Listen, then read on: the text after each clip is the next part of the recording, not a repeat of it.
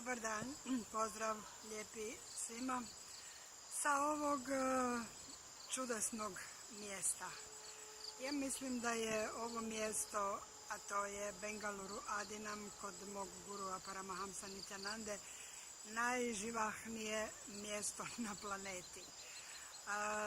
Prije svega fizički se ovdje prostor mijenja stalno je u pokretu, stalno je u izgradnji, stalno je u promjenama, doživljava promjene. Ako niste ovdje, rutina koju ovdje imamo, ukoliko čovjek ne bude jedan tjedan, izađe odavdje tjedan dana, već se druge stvari dešavaju. Vrlo je dinamično, vrlo je živahno, vrlo smo svi vrlo zaposleni. Sa zadovoljstvom naravno, jer ovdje što radimo sve ono što volimo raditi i radimo sa velikim zadovoljstvom, jer smo prije svega ispunjeni,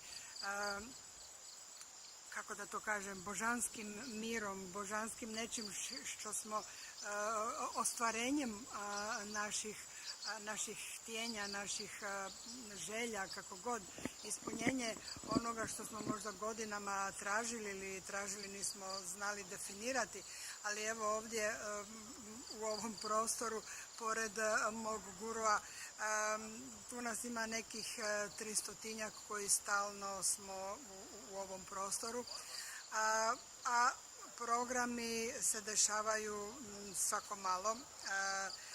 Svaki tjedan se okupljaju ljudi na nedeljnom satsangu i na nedeljnom programu koji Swamiji objavljuje nove kako bih rekla, nove istine, dublje, suptilne istine, objašnjenja koja daje, koje pronalazi, koje se nalaze ne samo u svetim knjigama, već i kroz taj božanski prostor neograničene svjesnosti. Danas je drugi dan programa koji se naziva Experience Aushada, odnosno gdje oni koji sudjeluju u ovoj radionici, u ovoj dvodnevnoj radionici koja je počela jučer, imaju prigodu iskusiti ono pred vrata, rekli bismo, do samadija.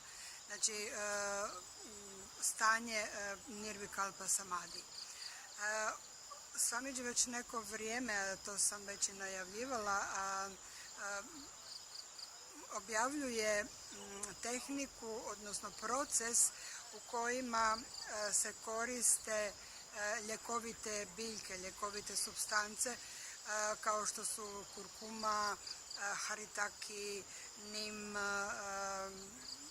vibuti, koje kroz paljenje ili kroz vatru, kroz određene procese se dobiva, tako reći, jedna pasta koju Swamiji onda energizira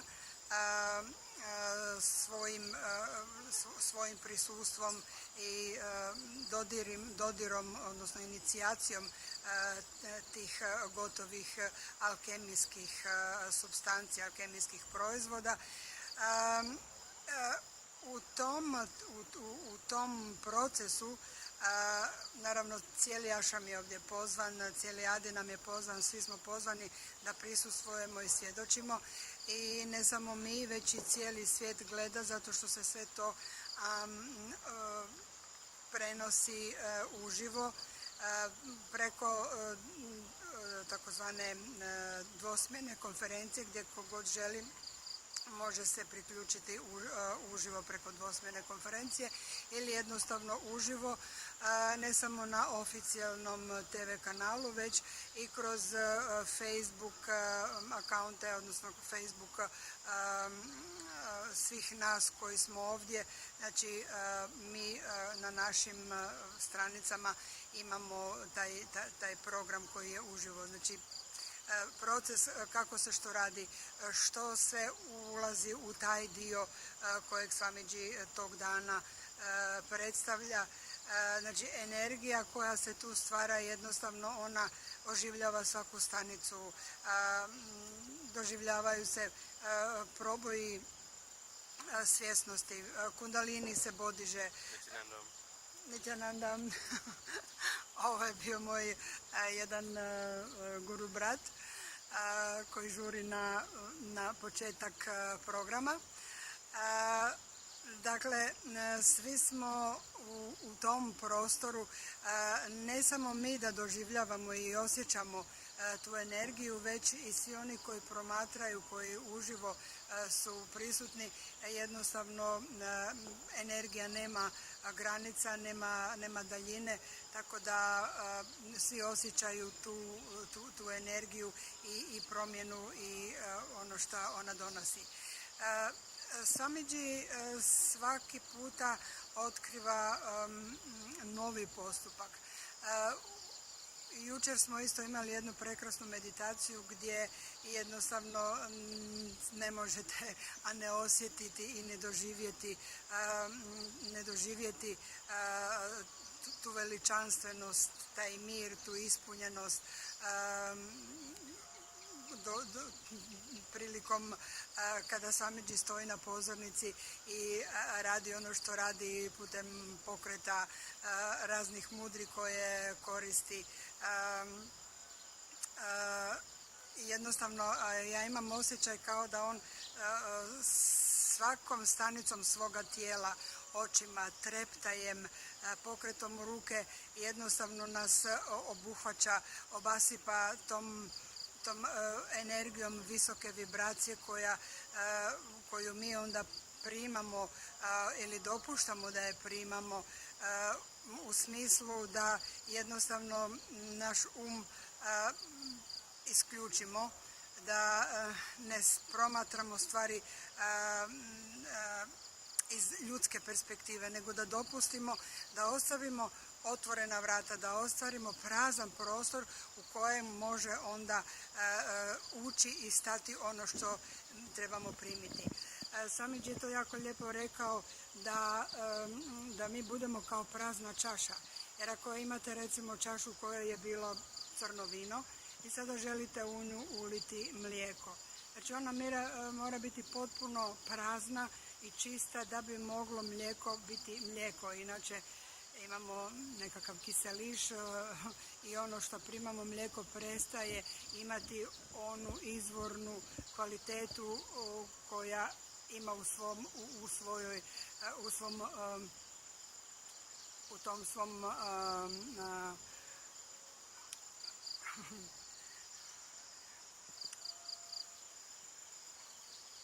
znači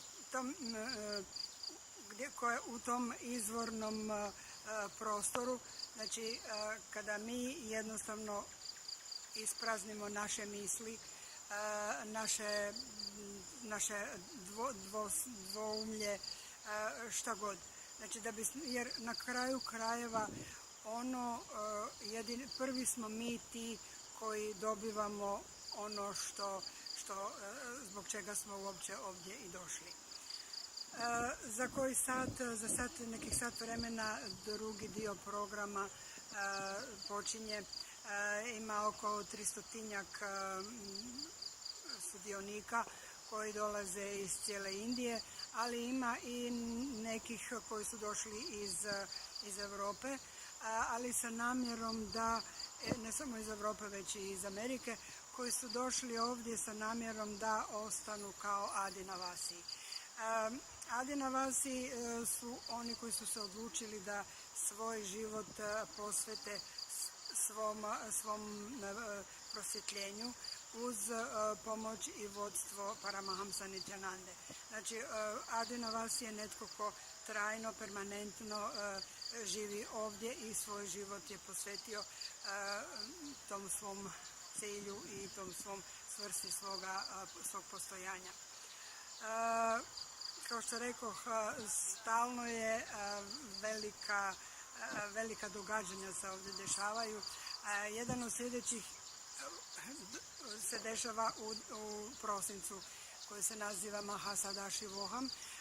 Sve ove pripreme ove aušade, odnosno aušada je proces u kojoj se biljke procesuiraju, energiziraju da bi onda imale efekt na nas. Znači kako se primjenjuje prošli puta, odnosno jučer, smo tu jednu supstancu, jednu aušadu koju je Samidžija pripremio, na treće oko nanijeli i na slijepoočnice. Znači na ta 3 mjesta, na slijepoočnice i na treće oko, i onda smo bili vođeni kroz tu meditaciju u kojoj se onda u roku od ništa, u roku od 3-4 sekunde jednostavno počnete osjećati tu divotu i jednostavno nestaju ograničenja, nestaju nesuvisle misli i nađete se u prostoru gdje se osjećate kao doma.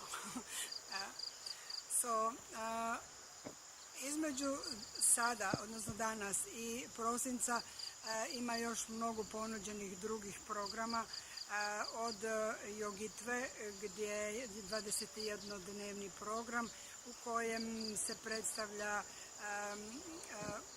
tradicionalne tehnike Malakamba i Šivastamba, odnosno Šivastamba i Rađu yoga. Tako da sve informacije ću vam ostaviti dolje, pa si možete pogledati i postaviti određena pitanja ukoliko ste zainteresirani za bilo kojih od ovih programa. U našoj Hrvatskoj postoji centar gdje se organiziraju isto tako ti programi, pa način na koji se možete priključiti slobodno ostavite neki kontakt da vas mogu obavijestiti o svema što želite saznati. Do sljedećeg puta, hvala lijepo i doviđenja.